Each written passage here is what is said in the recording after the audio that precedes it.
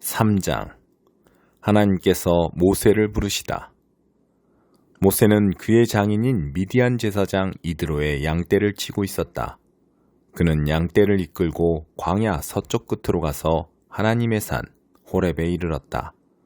하나님의 천사가 떨기나무 가운데서 타오르는 불꽃으로 그에게 나타났다. 모세가 보니 떨기나무가 활활 타오르는데도 그 나무가 타버리지 않았다. 모세가 말했다. 이곳에서 무슨 일이 일어나고 있는 건가? 믿을 수가 없군. 놀라운 일이야. 어째서 떨기나무가 타버리지 않는 걸까? 모세가 멈춰서서 살피려는 것을 보시고 하나님께서 떨기나무 가운데서 그를 부르셨다. 모세야, 모세야. 모세가 대답했다. 예, 제가 여기 있습니다. 하나님께서 말씀하셨다. 더 이상 가까이 다가오지 마라. 내 발에서 신을 벗어라. 내가 서 있는 곳은 거룩한 땅이다. 하나님께서 또 말씀하셨다. 나는 내 조상의 하나님, 곧 아브라함의 하나님, 이삭의 하나님, 야곱의 하나님이다. 모세는 하나님 뵙기를 두려워하여 얼굴을 가렸다. 하나님께서 말씀하셨다. 나는 내 백성이 이집트에서 고통받는 모습을 오랫동안 지켜보았다. 압제자들의 손에서 벗어나기를 바라는 그들의 부르짖음도 들었다. 나는 그들의 고통을 속속들이 알고 있다. 이제 내가 내려가서 그들을 도와 이집트의 소나기에서 그들을 풀어주고 그들을 그 땅에서 이끌어내어 젖과 꿀이 흐르는 광활한 땅, 곧 가나안 사람과 헷 사람과 아모리 사람과 브리스 사람과 히윗 사람과 여부스 사람의 땅으로 데리고 가겠다. 도움을 구하는 이스라엘 자손의 부르짖음이 내게 들렸고 그들이 이집트 사람들에게 얼마나 혹사당하고 있는지도 내가 보았다. 이제 너는 돌아가거라. 내가 너를 바로에게 보낼 테니 너는 내 백성 이스라엘을 이집트에서 이끌고 나오너라. 모세가 하나님께 대답했다. 하지만 어째서 저입니까? 어떻게 제가 바로에게 가서 이스라엘 자손을 이집트에서 이끌어낼 수 있다고 생각하십니까? 하나님께서 말씀하셨다. 내가 너와 함께 하겠다. 너는 내 백성을 이집트에서 이끌어낸 뒤에 이 산, 바로 이곳에서 하나님을 예배하게 될 것이다. 이것이 내가 너를 보냈다는 증거가 될 것이다. 그러자 모세가 하나님께 아뢰었다. 제가 이스라엘 백성에게 가서 너희 조상의 하나님께서 나를 너희에게 보내셨다고 하면 그들이 제게 그분의 이름이 무엇이냐고 물을 것입니다. 그러면 제가 무엇이라고 대답해야 하겠습니까? 하나님께서 모세에게 말씀하셨다. 나는 스스로 있는 자다. 너는 스스로 있는 자가 나를 너희에게 보내셨다고 이스라엘 백성에게 말하여라. 하나님께서 모세에게 계속해서 말씀하셨다. 내가 이스라엘 자손에게 할 말은 이것이다. 하나님, 너희 조상의 하나님, 곧 아브라함의 하나님, 이삭의 하나님, 야곱의 하나님께서 나를 너희에게 보내셨다. 이것이 언제나 나의 이름이었고 앞으로도 나는 이 이름으로 늘 기억될 것이다. 이제 가거라. 이스라엘의 지도자들을 모으고 그들에게 하나님, 너희 조상의 하나님, 곧 아브라함과 이삭과 야곱의 하나님께서 내게 나타나셔서 말씀하셨다고 전하여라. 그리고 이렇게 말하여라. 너희가 이집트에서 어떤 일을 겪고 있는지 내가 똑똑히 보았다. 내가 너희를 이집트에서 겪는 괴로움으로부터 이끌어내어 가나안 사람과 헷 사람과 아모리 사람과 브리스 사람과 히윗 사람과 여부스 사람이 사는 땅, 젖과 꿀이 흐르는 땅으로 데리고 가겠다. 그러면 그들이 내 말을 들을 것이다. 또 너는 이스라엘의 지도자들과 함께 이집트 왕에게 가서 이렇게 말하여라. 하나님, 히브리 사람의 하나님께서 우리를 만나 주셨습니다. 우리가 광야로 사흘 길을 가서 하나님, 우리 하나님을 예배하게 해주십시오. 내가 이집트 왕을 강제로 치지 않는 한 그가 너희를 내보내지 않을 것이다. 그러므로 내가 직접 나서서 이집트를 칠 것이다. 내가 이적으로 그들을 휘청거리게 하고 그들의 아픈 곳을 칠 것이다. 그런 뒤에야 그들이 너희를 기꺼이 떠나보낼 것이다. 나는 이 백성이 이집트 사람들의 따뜻한 배웅을 받게 하겠다. 너희가 빈손으로 떠나지 않을 것이다. 여인들은 저마다 자기 이웃과 자기 집에 사는 사람들에게 은부치와 금부치, 보석과 옷가지를 달라고 하여 그것으로 너희 자녀를 치장할 것이다. 너희는 이집트 사람들을 빈털터리로 만들 것이다. 6장 안식일의 주인. 어느 안식일에 예수께서 곡식이 무르익은 밭 사이를 걷고 계셨다. 제자들이 곡식 이삭을 따서 손으로 껍질을 벗겨 먹었다. 몇몇 바리새인들이 말했다. 당신들은 어찌하여 안식일 규정을 어기고 이런 일을 하는 거요? 예수께서 제자들 편에 서셨다. 너희는 다윗과 그 동료들이 배고플 때 한 일을 읽어보지 못했느냐? 그가 성소에 들어가서 제사장들 외에는 아무도 먹지 못하게 되어 있는 제단에서 간 물려낸 빵을 먹지 않았느냐? 그는 그 빵을 자기 동료들에게도 주었다. 예수께서 말씀하셨다. 인자는 안식일의 종이 아니라 주인이다. 또 다른 안식일에 예수께서 회당에 들어가 가르치셨다. 거기에 한쪽 손이 오그라든 사람이 있었다. 종교학자와 바리새인들은 혹시나 안식일 위반으로 예수를 잡을까 하여 그 사람을 고쳐주나 보려고 그분을 주시했다. 예수께서 그들의 속셈을 아시고 손이 오그라든 사람에게 말씀하셨다. 일어나서 여기 우리 앞에 서거라. 그가 일어나 섰다. 예수께서 그들에게 말씀하셨다. 너희에게 묻겠다. 어떤 행동이 안식일에 가장 합당하냐? 선을 행하는 것이냐? 악을 행하는 것이냐? 사람을 돕는 것이냐? 무력한 상태로 버려두는 것이냐? 예수께서 그들을 둘러보시며 각 사람의 눈을 쳐다보셨다. 그러고는 그 사람에게 말씀하셨다. 내 손을 내밀어라. 그가 손을 내미자 그 손이 새 손과 같이 되었다. 그들은 화가 잔뜩 나서 어떻게 하면 예수께 보복할 수 있을지를 모의하기 시작했다. 12사도를 임명하시다.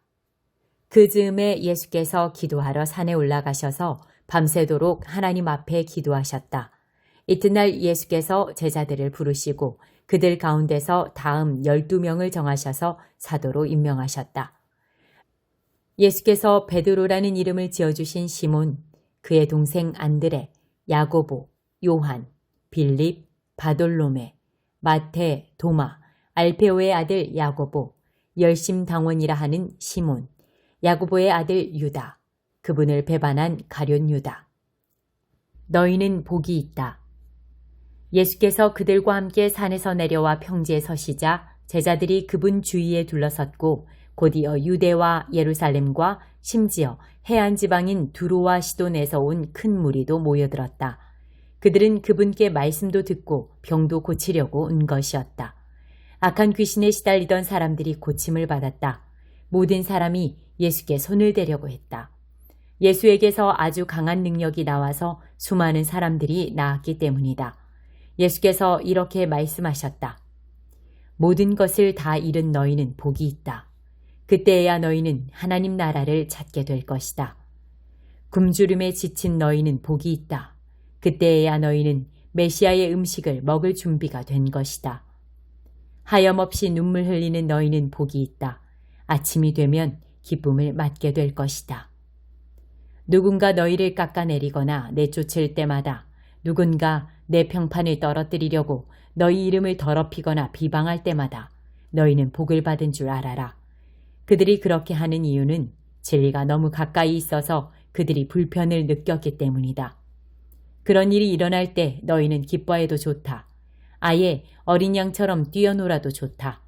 그들은 싫어하겠지만 나는 좋아하니 말이다. 온 천국이 박수를 보낼 것이다. 또한 너희만 그런 일을 당한 것이 아님을 알아라. 내 설교자와 증인들은 언제나 그런 대우를 받았다. 너희 삶을 거저 주어라. 그러나 너희가 다 갖춘 줄로 생각하면 화가 있다. 너희 가진 것에서 더 얻을 것이 없을 것이다. 자기 자신으로 만족하면 화가 있다. 너희 자아는 오랜 만족을 주지 못할 것이다. 삶이 온통 재미와 놀이인 줄 알면 화가 있다. 고난이 기다리고 있고 그 고난이 너희에게도 닥칠 것이다. 다른 사람을 치켜 세우는 말과 비위를 맞추는 행동으로 사람에게 인정을 받으려고 하면 화가 있다. 사람의 인정을 받는다고 해서 진리의 편에 있는 것은 아니다. 얼마나 많은 악당 설교자들이 너희 조상의 인정을 받았는지 생각해 보아라. 너희가 할 일은 진실하게 사는 것이지 인기를 얻는 것이 아니다. 진실을 맞아들일 준비가 된 너희에게 내가 말한다. 너희 원수를 사랑하여라. 원수가 어떻게 하든지 너희는 최선의 모습을 보여라. 누가 너희를 힘들게 하거든 그 사람을 위해 기도하여라. 누가 너의 뺨을 치거든 그 자리에 서서 맞아라. 누가 내 셔츠를 움켜쥐거든 네 가장 좋은 외투까지 잘 포장해 선물로 주어라. 누가 너를 억울하게 이용하거든 종의 삶을 연습하는 기회로 삼아라. 똑같이 갚아주는 것은 이제 그만하여라. 너그럽게 살아라. 여기 간단하고 유용한 행동 지침이 있다. 사람들이 너희에게 무엇을 해주면 좋겠는지 자문해 보아라. 그리고 너희가 먼저 그들에게 그것을 해주어라. 너희가 사랑할 만한 사람만 사랑하면 칭찬을 바랄 수 있겠느냐? 그것은 죄인도 늘 하는 일이다. 너희가 너희를 돕는 사람만 돕는다면 상급을 바랄 수 있겠느냐? 그것은 죄인도 흔히 하는 일이다. 너희가 받을 것을 바라고 베푼다면 그것을 베품이라 할 수 있겠느냐? 아주 인색한 전당포 주인도 그 정도는 한다. 내가 너희에게 말한다. 너희 원수를 사랑하여라. 보상을 바라지 말고 돕고 베풀어라. 내가 장담한다. 절대로 후회하는 일은 없을 것이다. 우리가 최악의 상태에 있을 때에도 하나님께서 우리를 향해 너그럽고 인자하신 것처럼 너희도 하나님이 주신 너희 신분에 합당하게 살아라. 우리 아버지께서 친절하시니 너희도 친절하여라. 사람들의 흠을 들추어내거나 실패를 꼬집거나 잘못을 비난하지 마라. 너희도 똑같은 대우를 받고 싶지 않거든 말이다. 의기소침해 있는 사람을 정죄하지 마라. 그 가혹한 태도는 부메랑이 되어 너희에게 되돌아올 것이다. 사람들을 너그럽게 대하여라. 그러면 삶이 한결 여유로워질 것이다. 너희 삶을 거저 주어라. 그러면 삶을 돌려받게 될 것이다. 돌려받는 정도가 아니라 축복까지 덤으로 받게 될 것이다. 받는 것보다 주는 것이 더 낫다. 베품은 베품을 낳는다. 예수께서 속담을 들어 말씀하셨다. 눈먼 사람이 눈먼 사람을 인도할 수 있느냐? 둘 다 구덩이에 빠지지 않겠느냐? 제자가 스승을 가르칠 수 없는 법이다. 핵심은 너희가 누구를 선생으로 모시고 따를지 신중히 선택하라는 말이다. 내 이웃의 얼굴에 묻은 얼룩은 보면서 자칫 내 얼굴에 추한 비웃음은 그냥 지나치기 쉽다. 내 얼굴이 멸시로 일그러져 있는데 어떻게 뻔뻔스럽게 내가 네 얼굴을 씻어주겠다고 말하겠느냐. 이는 내가 너보다 잘 안다는 사고방식이며 자기 몫을 살기보다는 남보다 거룩한 척 연기를 하는 것이다. 내 얼굴에 추한 비웃음부터 닦아내라. 그러면 내 이웃에게 수건을 건네줄 만한 사람이 될지도 모른다. 말씀을 삶으로 실천하여라. 건강한 나무에서 벌레 먹은 사과를 딸 수 없고 병든 나무에서 좋은 사과를 딸 수 없다. 사과의 건강을 보면 나무의 건강을 알 수 있다. 먼저 너희는 생명을 주는 삶에서부터 시작해야 한다. 중요한 것은 너희 말과 행동이 아니라 너희 됨됨이다. 참된 말과 행동은 너희의 참된 존재에서 흘러넘치는 것이다.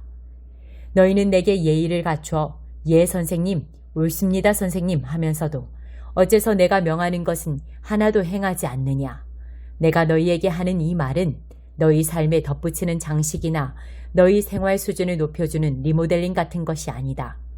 내 말은 주춧돌과도 같아서 너희는 내 말 위에 인생을 지어야 한다. 너희가 내 말을 너희 삶으로 실천하면 너희는 땅을 깊이 파서 반석 위에 집의 기초를 놓은 현명한 목수와 같다. 강둑이 터져 강물이 들이쳐도 그 집은 꿈쩍도 하지 않는다. 오래가도록 지어진 집이기 때문이다. 그러나 너희가 내 말을 성경 공부 때만 사용하고 삶으로 실천하지 않으면 너희는 주춧돌을 생략하고 집을 지은 미련한 목수와 같다. 강물이 불어 집에 들이치자 그 집은 맥없이 무너지고 말았다. 완전히 유실되고 말았다. 20장 나아마 사람 소발이 다시 말을 받았다. 자네에게 이런 말을 듣게 되다니 믿을 수가 없군. 치가 떨리고 속이 다 울렁거리네. 어떻게 내 지성을 그렇게 모욕할 수가 있나. 자, 내가 따끔하게 한마디 해주겠네. 자네는 기본도 모르나? 아담과 하와가 이 땅에 자리를 잡았던 처음부터 이어진 세상의 원리를 모르는가? 악한 자들의 좋은 시절은 오래가지 못하고 경건하지 못한 자들의 기쁨은 한순간뿐일세. 악한 자가 세계적인 명성을 얻고 누구보다 유명해져서 뻐기고 다녀도 결국 똥무더기 위에 처박히는 신세가 되지. 아는 사람들이 그들을 보고 역겨워하며 저 꼴이 뭐람? 하고 말한다네. 그들은 기억나지 않는 꿈처럼 빛을 받으면 사라지는 어슴푸레한 환상처럼 흩어져 버리네. 한때는 모두가 아는 유명인사였을지 몰라도 이제는 별 볼 일 없어. 어디를 가도 알아보는 사람 하나 없지. 자녀들은 밑바닥에서 구걸하고 부당하게 챙긴 이득은 남김없이 토해내야 할 걸세. 젊고 기력이 왕성한 한창 때라도 결국 버티질 못한다네. 그들은 악을 별미 맛보듯 하고 혀로 이리저리 굴려가며 그 향이 희미해질 때까지 음미한다네. 악의 맛을 제대로 아는 사람들이지. 하지만 그러다 식중독에 걸려 복통을 호소한다네. 온갖 기름진 음식이 뱃속에서 요동을 친다네. 하나님은 그것들을 다 토해내게 만드시지. 악을 개걸스럽게 입에 넣고 맹독을 주식으로 삼다가 그것 때문에 죽는다네. 갓 구운 빵과 치즈, 시원한 칵테일이나 음료수를 놓고 잔잔한 시냇가 옆에서 즐기는 평온한 소풍 같은 것은 그들에게 없어. 반쯤 씹담한 음식을 뱉어내고 애써 얻은 것을 느긋하게 누리지도 못하네. 왜 그럴까? 가난한 자들을 착취하고 남의 것을 빼앗았기 때문이네. 하나님을 부인하는 그런 자들은 자기가 가진 것과 자기 모습에 만족하지 못한다네. 탐욕에 정신없이 휘둘리기 때문이지. 그러나 닥치는 대로 약탈을 해도 결국 손에 쥐는 것은 하나도 없다네. 다 얻었다고 생각할 바로 그때 재앙이 닥쳐서 불행이 가득 담긴 접시만 받는다네. 그들은 불행으로 배를 채우고 하나님은 그들에게 진노의 맛을 보여주시지. 한동안은 그것을 씹을 수밖에 없네. 하나의 재앙을 피해 필사적으로 달아나도 또 다른 재앙이 들이닥친다네. 연달아 두들겨 맞고 죽도록 얻어맞네. 공포의 집에 갇혀서 그동안 약탈한 물건들이 허탄하게 사라지는 광경을 보게 되지. 그들의 인생은 철저한 실패야. 동전 한 입, 땡전 한 푼 남지 않네. 하나님이 죄에 찌든 그들의 옷을 벗기시고 모두가 볼 수 있게 그 더러운 옷가지를 큰 길가에 걸어 놓으실 걸세. 그들의 인생은 그야말로 실패작이어서 하나님의 진노 앞에서 남아날 것이 없다네. 자, 이것이 하나님이 악인들을 위해 마련하신 청사진이라네. 그들이 기대할 수 있는 전부지. 7장 결혼과 독신에 관한 지침. 이제 나는 여러분이 내게 편지하면서 던진 질문에 답하려고 합니다. 첫째, 성관계를 갖는 것이 바람직한 일일까요? 물론입니다. 그러나 결혼이라는 확실한 관계 안에서만 그렇습니다. 남자가 아내를 얻고 여자가 남편을 얻는 것은 좋은 일입니다. 성적인 욕구가 강하다고 하지만 부부관계는 그 욕구를 다스릴 뿐 아니라 성적 무질서의 세상 속에서 균형 잡히고 만족스러운 성생활을 지켜줄 만큼 강합니다. 부부의 잠자리는 서로를 위한 자리가 되어야 합니다. 남편은 아내를 만족시키기 위해 힘쓰고 아내도 남편을 만족시키기 위해 힘써야 합니다. 부부관계는 자신의 권리를 주장하는 자리가 아닙니다. 부부관계는 침대 안에서든 침대 밖에서든 상대방을 섬기겠다는 결단입니다. 성관계의 절제는 부부가 기도나 금식에 전념하기 위해 서로가 동의하는 한에서만 일정 기간 허용될 수 있습니다. 그 기간에만 그렇게 해야 합니다. 정한 기간이 끝난 다음에는 다시 함께 하십시오. 여러분이 부부관계에 대한 기대를 접는 순간 사탄이 교묘하게 유혹하기 때문입니다. 나는 그 같은 절제의 기간을 가지라고 명하는 것이 아닙니다.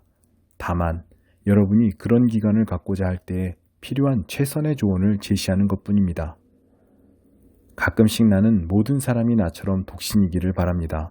그것이 여러 생활 방식 중에서 보다 단순한 생활 방식이기 때문입니다. 그러나 결혼 생활과 마찬가지로 독신 생활도 모든 사람에게 맞는 것은 아닙니다. 하나님께서 어떤 사람에게는 독신 생활을 선물로 주시고 어떤 사람에게는 결혼 생활을 선물로 주십니다. 하지만 결혼하지 않은 사람과 과부들에게 말합니다. 내가 그랬던 것처럼 홀로 지내는 것이 가장 좋을 것입니다. 그러나 욕구와 감정을 다스리지 못하겠거든 어서 결혼하는 것이 좋습니다. 결혼 생활이 수고롭기는 해도 홀로 살면서 정욕에 시달리는 것보다는 낫습니다. 이미 결혼한 사람들은 결혼 생활을 유지하십시오. 이것은 나의 명령이 아니라 주님의 명령입니다. 남편과 헤어진 여자는 홀로 지내든가 아니면 돌아가서 남편과 화해하는 것이 좋습니다. 남편도 아내를 버릴 권리는 없습니다. 여러분 중에는 믿지 않는 사람, 그리스도인이 아닌 사람과 결혼한 이들이 있는데 주님은 그들에게 이렇다 할 명령을 주지 않으셨습니다. 그러니 이렇게 하십시오. 믿는 남자에게 믿지 않는 아내가 있고 그 아내가 남편과 같이 살기를 원한다면 그녀와 함께 사십시오. 믿는 여자에게 믿지 않는 남편이 있고 그 남편이 아내와 같이 살기를 원한다면 그와 함께 사십시오. 믿지 않는 남편은 자기 아내의 거룩함을 어느 정도 나누어 갖게 되며 믿지 않는 아내도 자기 남편의 거룩함에 어느 정도 영향을 받게 마련입니다. 그렇지 않으면 그들의 자녀는 버림받은 상태가 되고 말 것입니다. 그 자녀들도 하나님의 영적인 목적에 포함되어 있습니다. 그러나 믿지 않는 배우자가 떠나가려고 하면 떠나가게 내버려 두는 것이 좋습니다. 필사적으로 붙잡을 필요가 없습니다. 하나님께서 우리를 부르신 것은 할 수 있는 한 평화롭게 살고 최선을 다해 살게 하려는 것입니다. 아내 여러분, 여러분이 이같이 함으로써 남편을 여러분과 하나님께로 돌아오게 하는지도 모릅니다. 남편 여러분, 여러분이 이렇게 함으로써 아내를 여러분과 하나님께로 돌아오게 하는지도 모릅니다. 그러니 여러분은 어딘가 다른 곳에 있기를 바라거나 누군가 다른 사람과 살았으면 하고 바라서는 안 됩니다. 여러분이 지금 있는 곳이야말로 하나님께서 여러분을 위해 마련해 주신 삶의 자리입니다. 바로 거기에서 살고 순종하고 사랑하고 믿으십시오. 여러분 삶의 가치를 결정하는 것은 하나님이시지 결혼 여부가 아닙니다. 내가 다른 사람들보다 여러분에게 더 엄하다고 생각지 마십시오. 나는 모든 교회에 똑같이 조언하고 있습니다. 하나님께 부르심을 받을 때 여러분이 유대인이었습니까? 그렇다면 유대인이라는 증거를 없애려고 하지 마십시오. 하나님의 부르심을 받을 때 여러분이 이방인이었습니까? 그렇다면 유대인이 되려고 하지 마십시오. 유대인인지의 여부가 중요한 것이 아닙니다. 정말 중요한 것은 하나님의 부르심에 순종하고 그분의 계명을 지키는 것입니다. 하나님께서 여러분의 이름을 부르실 때 여러분이 있던 바로 그 자리에 머무르십시오. 여러분이 종이었습니까? 종의 신분이 순종이나 믿음의 걸림돌이 되는 것은 아닙니다. 내 말은 여러분이 옴짝달싹 못하게 매여 있으니 벗어날 수 없다는 뜻이 아닙니다. 자유인이 될 기회를 얻게 되거든 속히 그 기회를 붙잡으십시오. 나는 여러분이 새로운 주인을 모시면 여러분이 꿈에도 생각지 못했던 놀라운 자유를 경험하게 될 것이라고 말씀드리는 것입니다.